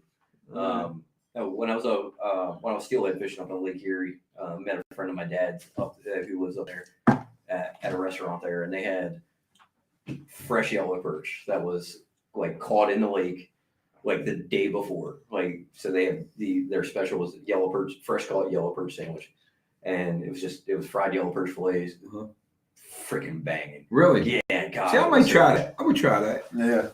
I would try that. Yellow perch. I and heard walleye. walleye too. Is Yeah, really walleye. Actually, I caught a big walleye last weekend. good. They have sinkers in it, or No, it did not. oh, you got lucky because apparently everybody's catching them with sinkers, in it, Um, and they're not guilty. no, I I had caught the it. sinkers in it when I caught it. Oh god. They did plead not guilty. They say They pled that? not guilty. Yeah. I didn't put those sinkers in there. Yeah, they They pled were not- already in They there. pled not guilty. Caught every So- fish in the lake that had a sinker in it. I don't Yeah, I know how caught- I did it, but I did it. I caught one. It got eaten. My buddy, I caught one. First thing in the morning. It was actually first thing in the morning on a Ned rig. On a Ned rig, I caught a 21-inch walleye. Where? Yeah. Up On there? Conowingo. Really? I didn't even know they had. See, I don't fish Yeah. up there, so I don't Yeah, really know much. there's pretty decent walleye fishing up there. Yeah, are they good eating? Because that's what people say. That's what I hear. I don't think I've ever eaten You know, right? walleye. But my buddy said it was good. So That's what they I chucked say. it. I was like, "Yep, that's keeper size." Chucked it right in the live well. I was like, "Yeah, Tom will want that." Matter of fact, you know where I heard that? I heard that on Bass Talk Live, Matt Pangrat. He was always, but he said eating fish and then going fishing next day is bad luck. So I would. I've never heard of that. Never heard of that, You but jinx sounds yourself. sounds You know? believable. Yeah, it makes sense to me too. Like, I've dude, had yellow perch. So I've had yellow perch, and Uh-huh. yellow perch and walleye are same. That's same family. So I could see. I could see walleye Do- being pretty good. do you got any superstitions? Because I got a whole bunch of them when I go fishing. I have to unhook my boat the same exact way every time. If I do it differently, then that's why I didn't have a good day. I don't have any. Oh, I do. do. I don't. Me- I fucking So, do. If I catch a we big one and kinda- I got a certain shirt on, I was like, oh, I should have worn that shirt. Me- It's because I had this shirt on. It's Me and Steve used to have a I ritual. got so many of them, dude. We used to have a ritual. We kind of fell out of it, but when we first started fishing together, there had to be a box of Cheez-Its. And you called them. and we caught them. Right. So like, I would Why go would out you there, stop bringing and the we would start fishing, and I would take like a handful of Cheez-Its and I would throw them in the water, Telling you. and I would donate them to the fish gods. Yeah, you got to Once remember a- that. well, And once then, I started- we would just start smoking fish after Right. I donated the Cheez-Its. But when I first got my boat, I was kind of superstitious. Like I've always like the first tournament I fished out of my boat, I caught a monster size. I caught 22 pounds. Right. So like after that, I was like, man, I gotta wear this hat. I was wearing that hat that day. That's me, dude. After you fish long enough and you wear that hat, and you don't catch them anymore. Yeah, I'm like, yeah, that's bullshit. Now I just don't care. But you know how it messed me up? Because this is what messed me up, though. This is retarded. This is how retarded I am. Catch a big fish wearing a certain shirt, and you get a picture. Got a picture. You're holding a big fish, and like if I wear this shirt, I'll probably catch another big one. But I don't want. But then you take with the same shirt on. You know, say, oh, that's the same fish. Right? Yeah, exactly. So it's like my whole brain is fucked up. Yeah, I've fished enough that like I have zero superstitions. I think mine are kind of fading away, but I swear to God, dude, if I got to launch at the same ramp, same side of the ramp. I have routines, but I don't have. I always do that. Yeah. So I'm not gonna lie. Depending on the ramp situation, I will launch wherever the hell people are out of the way. no, No, I I'm so launch superstitious. all the way over on the left corner, That's my corner. and I'll launch in the out ramp. and when I come back I in, haven't done that. shit. that is the only ramp I use. I launch and I pull out the same boat ramp. Oh, I you do pull not- out the in and out Oh, on the yeah. same ramp? Yeah, I Oh, do. I don't do that. No, if there's nobody there, it's not freaking like fucking anybody up. It's not like 4th of July. I use the same boat ramp to pull out, and I use the same boat ramp to pull in. See, I man, don't. Fishermen I- are superstitious. I'm repetitive like that. I use whichever one's easiest, which No, is usually yeah. the far right. But you If know- it's summertime and all the pleasure boaters are trying to like launch or something like you that. got to do whatever you got to Okay, do. well you got to do what you got to do, but then Right. like, all right, I'll use the pull out ramp. But when Whatever I come back and like it's whatever I do. when I come back and it's 9 o'clock at night and there's not even another truck in the parking lot, I use the ramp that Except I wanna mine or use. Rob's. Yeah, You well, great. Then I beat most people out, or not. I don't. Maybe beat this most year. people This out. year. Yeah. This year, I've been slacking this year, but yeah, I give you that. But And for the most I didn't part, fish for the a most good part, one. I'm You know what it is, always Paul? the last truck in the parking lot. it's in the summertime. probably a confidence thing. You know what I mean? So if Yeah, if you're because like, you think you're gonna, I did it this way. right. I think I'm gonna catch them. right, it's like more like a confidence thing. It's I For don't- me, I have superstition. Here's what I don't understand: why people go out and fish in the GP, and they leave right at sundown. They all run back to the ramp and they leave at sundown. I'm like, do you not understand that you are missing golden hour? I Right. fished I it mean, all you night still got- before. It's not sundown. Like you still got 40, like half hour, 45 minutes of light. I've been But- out there. But in the that middle of the half night. hour to 45 Right, minutes money. is key. I've been Yeah, out a there lot of in the those middle of the times night. it is. And like most of the time, everybody's like, "Oh, I gotta get back to the ramp because it's gonna get dark soon." They're And I'm gonna like, close "Put a the ramp." fucking light bar It on says this boat." it says I'm closes like, at dusk, but it does To be not. fair, like It does not I ever don't The know. close. gate never closes. It never I closes. ain't got lights on my boat, like so.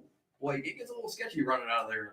Doesn't mean I won't do it because I've done it a million times and I know I know the water, but still, you never know what. Like I don't like running in the dark because you can't. Dude, spend You know- $100 and put a light bar on the front of your boat. Yeah, I No, don't you need like light a bar. fucking light bar. Have you seen how many fucking electronics are on the front of my boat? So what's one more? I can't fit anymore.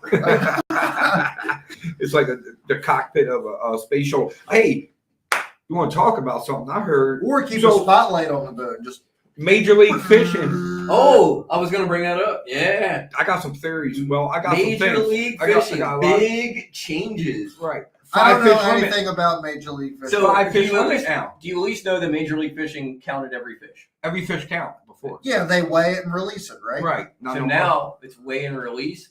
Only the 5 best fish count. So They guess. completely. Oh, went no away from shit. it. Yeah. I heard So some, it's not total weight.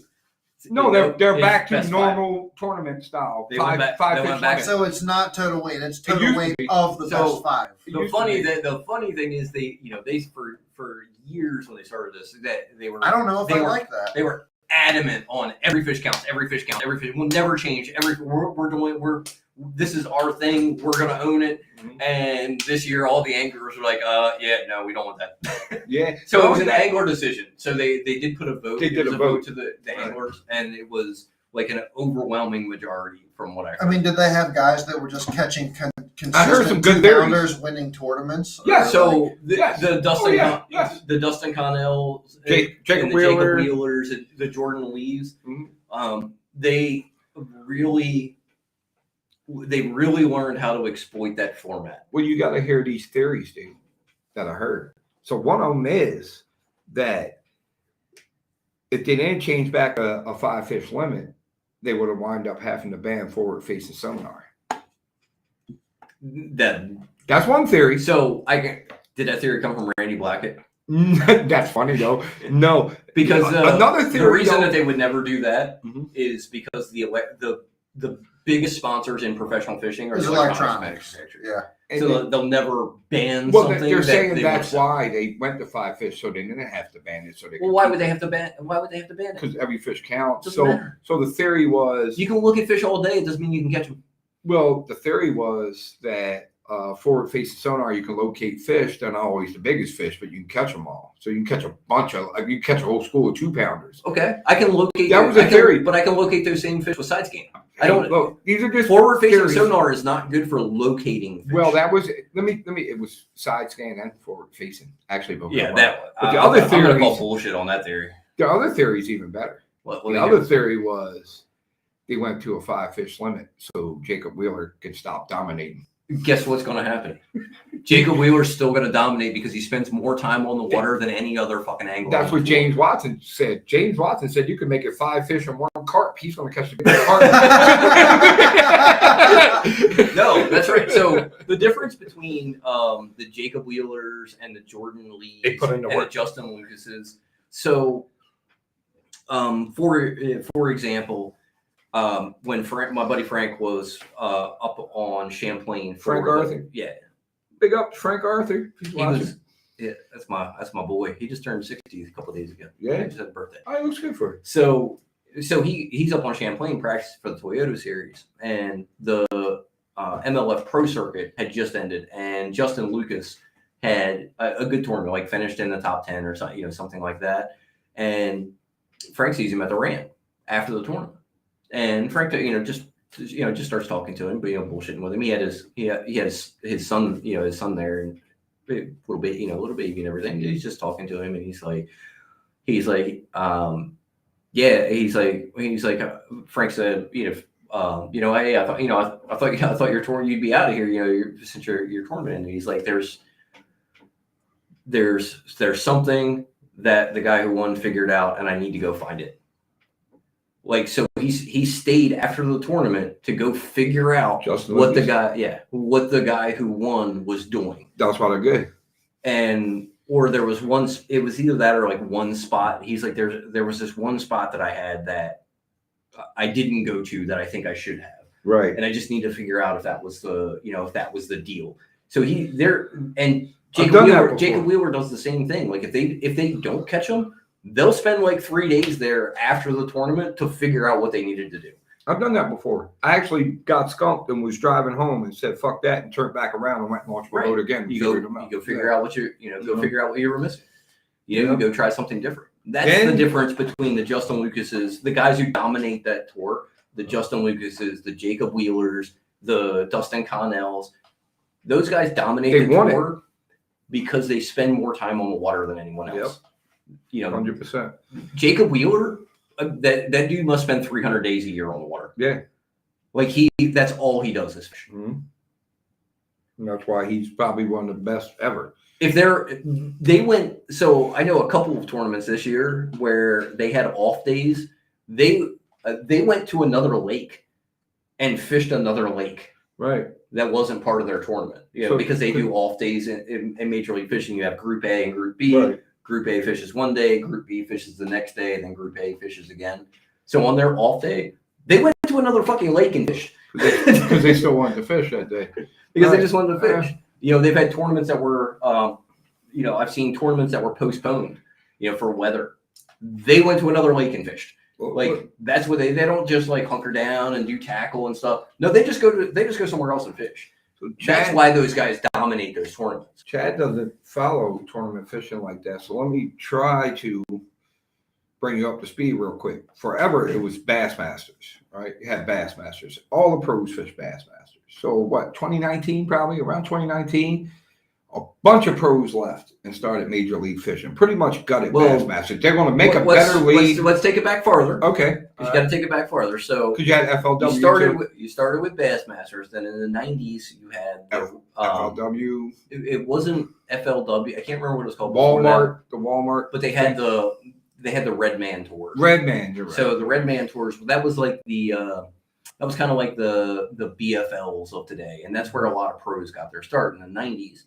So, and then you get into then the mid to late 90s, FLW comes in.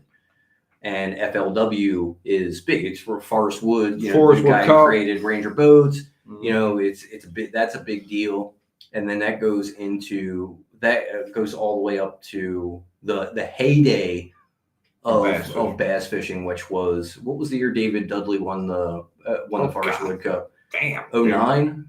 Yeah, maybe. So it was $1 million first prize. It was before that because it was before the recession. And that's when they started boat wraps. 07. Before that, there was no boat wraps either. Well, and a lot when it all before started. that too, a lot of them they had to run the same. They were all same boat, same tackle box, same motor. Like early days, same you had to have all your tackle in like a specific tackle box. Like that's all the tackle. And it could only weigh so much. Yeah. And if it weighed more than it was supposed to, they would like take lures out of it, whatever lures they picked that they wanted to take out. Yeah, it was pretty crazy. Yeah. Like you didn't have these. They were 18.5-foot boats.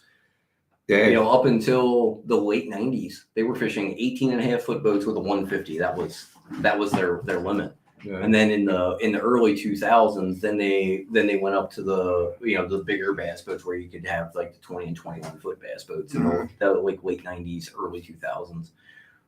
2006, 2007, David Dudley won $1 million for the FLW Forrest Wood Cup. Like won $1 million in a tournament. That's unheard of now. That doesn't, that was kind of the heyday. And then you progress a couple of years later, and then they start this.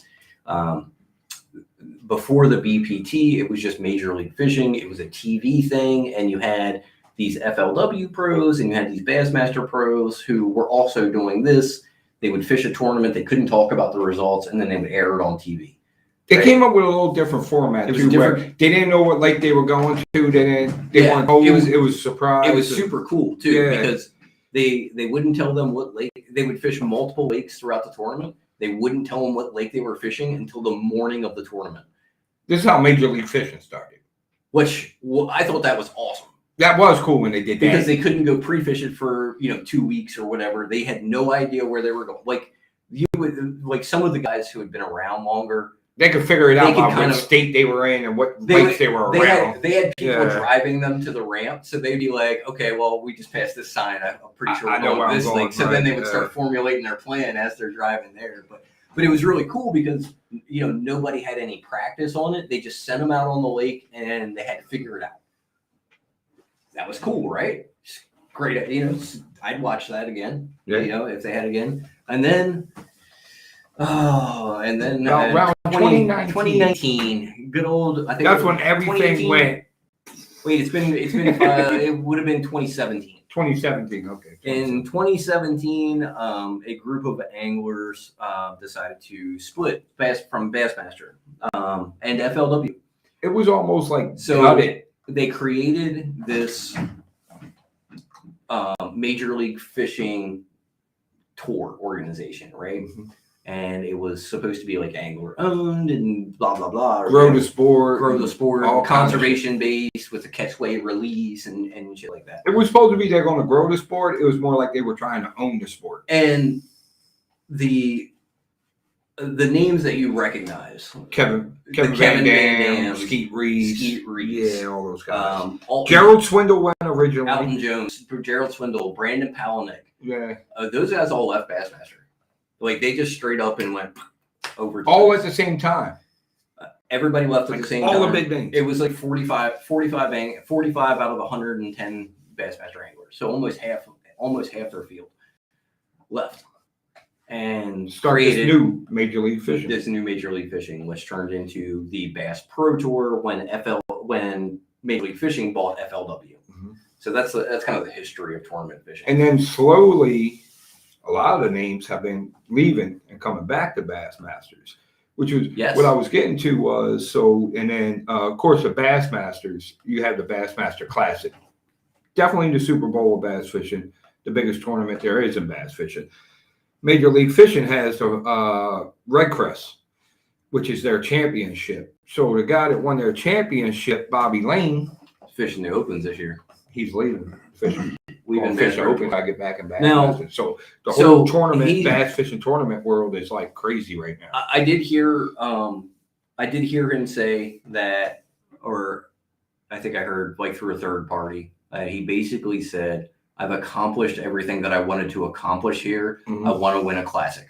He's never won a classic before. His brothers won a classic. He hasn't won a classic. So he accomplished. So it wasn't that he wasn't happy. He won the Red Crest there. Yeah. He said, and he had nothing but good things to say about him. He just said, I've accomplished everything that I wanted to accomplish there. This is what me and my family made a decision. This is what we want to go after. I want to win a classic. Like that's my, I've won on the FLW tour. I've won the Red Crest. Now, like I want to fish and win a classic. I think so. It's just, he's at a point where he can, financially, he can pursue what he wants. Yeah. So, that's understandable. I think the five fish limit with Major League Fishing also is a little bit of a lot of those guys miss standing up on stage and holding their fish up. So when you have every fish counts and you weigh them on the boat and let them go, the weigh-ins are like, why go to a weigh-in? They're not up there holding fish. They just, talk about their day and that was it. And they had a thing called a score tracker. So you knew what everybody caught. You know exactly where everybody was at all day. On the flip side, though, it's very exciting to watch on TV because you go like, oh, Jacob Wheeler just called another one. He's up by a pound. And then they go to the next, oh, somebody else just called a 2-pounder and just took the lead. So it was cool to watch on TV, but there was like no real get up on the stage and pull your fish out. And, Yeah. I think there's pros and cons to. Yeah, I think there were good things about MLF. I mean, there were things that I like. The live score tracker, like that was that fun was to watch because you could watch how it affected different people. Right. There were certain people that like you could tell that they just got crushed by that pressure. Like knowing that they're like on the bubble and they have to catch a fish, they would just spin out. Jeff Creek used to do it all the time. Yeah. He would just spin out and end up like not making the next day. Like so that was cool to be able to watch that. Just pretend you're in the Thursday nighter, right? And you catch like a 2-pounder. And next thing you know, you hear on your headset, oh, Brian Dyson just called a 3-pounder and took the lead. Yeah, you're like, oh shit, right? So it's always fun to watch, you know what I mean? Like, they knew who they got updated on who caught the fish and who's in the lead and by how many pounds and all. So like put the pressure like really on. Shit. Think about who that how that would make you feel if somebody you hear River Road Rob just called a 5-pounder. Right. And you're like, oh fuck, man. And right after you call it like a 4-pounder, like, man, I'm like looking good right now. Yeah. And then you hear that shit and you're like, oh fuck, man, I gotta pick my game up. So that was the cool part about it. But no weigh-ins. Well, they had weigh-ins, but it was like not like, a surprise. And they didn't pull the fish out and all that kind of stuff. But it was probably better for conservation, because they let the fish go right away. They catch them and let them go. They don't put them in a live well and keep them all day and bring them up on stage and release them somewhere else. Where they call them from. So both formats, it's kind of cool, but they're kind of changing their format back to, a lot of FLW, well, they brought FLW too. That's the whole thing. That's a lot of FLW names on those Elite Series qualifications this year. Yeah, well, you know what else was another theory, Paul, was also that with that every fish counts. A lot of these young guys who's not as big name as some of the people in starting to like murder it because they're like really good with the sonar and shit. And like, how many I can catch 71 pounders in one day, you know what I mean, or 2 pounders or whatever, and just like about to take out some very big names. So let's go back to the five. These are all theories now. But if you think about it, that's how the sport's always been. Yeah. You know, think about when technology has caught up. Kevin Van Dam's early years in fishing. Kevin Van Dam was one of the first people to get good with early in his career. We're going to be talking early 2000s when side imaging first came out. You know, Kevin Van Dam was one of the first people to adapt to that because he was a Humminbird pro. Humminbird was the first people to come. They were the first people to come out with side imaging. He had it before anyone else, and he was still young and he could pick that stuff. Now, that being said, as well, Kevin Van Dam's good enough with electronics. He probably can kill it with forward-facing sonar. He might do real good with the 60 years old with the five fish limit coming back too. He's won. He won. Did he win this year or last year? He won. He has won since he's been older. He won on. It was on like Pickwick or something. He won one. They had a big cheating scandal too with Jeff Spray. It's the whole thing too. Getting information from another angler. That guy's a douchebag. And guess what? He's still there. They didn't. Yeah, that was like part of why people were pissed with them. Who was it that was? They were Zach Burge, man. Zach Burge was pissed. Yeah. Because he wanted to leave the heavy hitters tournament. So they have a tournament every year. Like they take like your biggest fish from each tournament that you catch, and then like the top 20 people. Like so, it doesn't matter how you finished in the tournament. They just take your biggest fish from each one. And total weight, and then you qualify for their heavy hitters tournament. Yeah, it's like their big fish tournament, and you can win like $50,000 for catching the biggest fish in this tournament. So Zach Burge fishes the first day and like craps the bed, right? So he's registered for the Northern Opens, and he's like, well, shit, I basically zeroed on this day. I'm just going to leave and go practice on the James River. It's going to find him. So he gets a call, at like, he's going to leave the next day. He gets a call at like 9:00 at night. And they're saying, if you leave, you're going to be fined. So he's like, well, send me the rules and tell me how much I'm going to be fined. Because if it's like, we'll have to get back to you on how much you're going to get fined. They didn't know. So they had no idea how much he was going to get fined. They just told him he was going to get fined. They couldn't tell him. And he's like, well, find out because, in his mind, he's like, if it's $500, I'll pay them $500 to go practice for the Open. Like, I don't care. So he gets a call back at like 12:30 at night, and like he's planning on leaving at like 3 in the morning, right? They're gonna fine him $25,000 for leaving this tournament early. Right. $25,000. So here's the messed up part. So he was just gonna leave the tournament early. And he didn't, he read through the contract and said, oh, well, my bad. I see it's in here. It's in my contract, obligations, blah, blah, blah, bullshit. Right. So Jeff Sprague gets caught cheating. Doesn't get fined at all. He just had to forfeit his winnings. So he had to pay back his winnings. That was it. They even let him, and on top of the Zach's $25,000 fine, they said he was going to be suspended for like 1 or 2 tournaments, so he wouldn't be allowed to fish like the next tournament. Jeff Sprague, no fine. He just had to pay it back. Perfectly allowed to fish the rest of the year, and he's red-handed caught cheating. Dude, not only that, but when up, everyone left to go to Major League Fishing, the first 2 people to come back, I believe, was Brandon Polinick and Gerald Swindle, and they had to pay. They had to buy out. Well, they were under contract. Was it 50,000? 40,000 a piece. Just to be able to leave to go back to Bassmasters. That's what they had to pay to break their. They signed contract. a 3-year contract. So and that's contract. Like that's understandable. Now people just wait till the contract is up. The contracts are kind of up now. They just leave and fish the Opens and try to get requalified. But Gerald Swindle they fish both and Brandon Polinick paid that money to be able to leave. You're going to have 2 people fishing both tours next year. John Cox and Keith Poche. Yep. Shallow water fish. They're my people. We don't use sonar. we don't fish over 3 foot deep.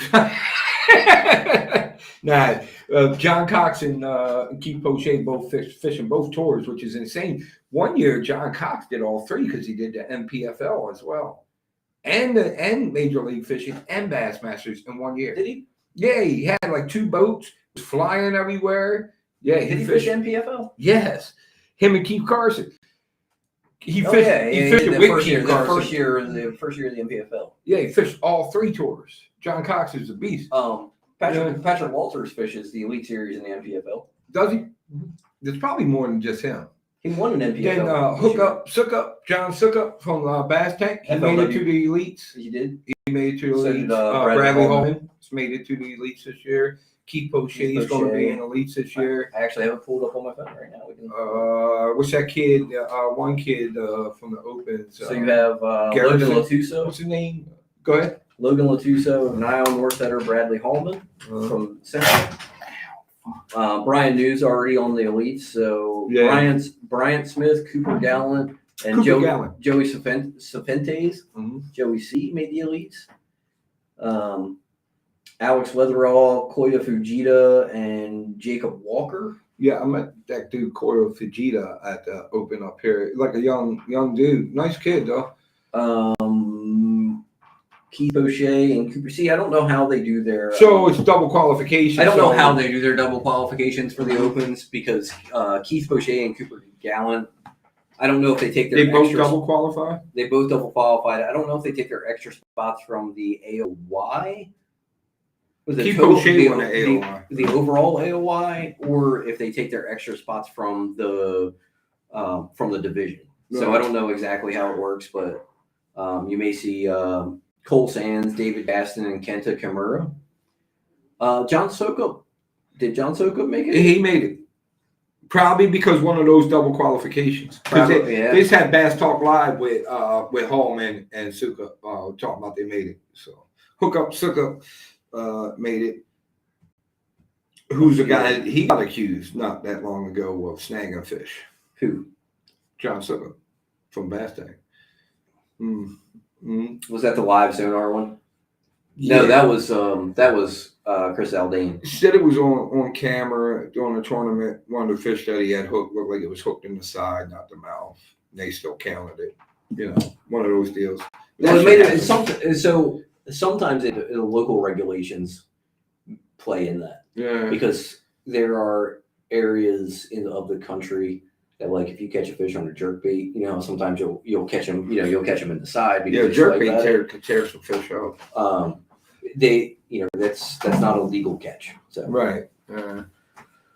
All right, guys. Well, it's about that time. 9:53, Yep. and I have to get up stupid early to go send some people off on tournament tomorrow, I'm gonna go home and get drunk. and then I'm gonna Yeah. go to college. Paul's like, how do I deal with these fuckers?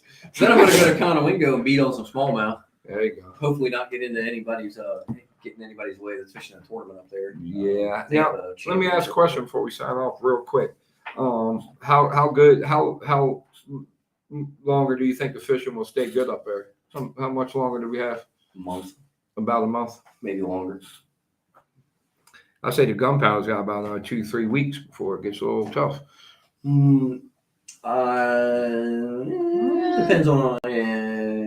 Depends on weather. It always seems to me like once it gets under 50 degrees water temp is when it gets tough. Oh yeah, that's On the everywhere. GP. That's Yeah, everywhere. and we're about at 63. I figure if we keep having these cold nights. Conowingo's not bad. I can usually catch them when the water's cold up there. Right, because smallmouth are different. Yeah, it's still a lot of bleed baiting and stuff, but Yeah. I You gotta switch I up your can- tactics, but they're still catchable. It's more that it's lake fishing and they group up there, so you can you're They not, group up in deep water you're there. not picking Right? up picking off one here and one Right. there. And I don't know. In that time of year, December, You still catch them shallow? 10, 12 feet. Ooh, Nothing super deep. Juice right there. No. About to go up All there. right. Well, we'll talk about some more shit on Tuesday for Tackle Talk Live. Thanks everybody for joining in tonight and listening to the shenanigans, and we will talk to you guys real soon. Peace. Have a great night.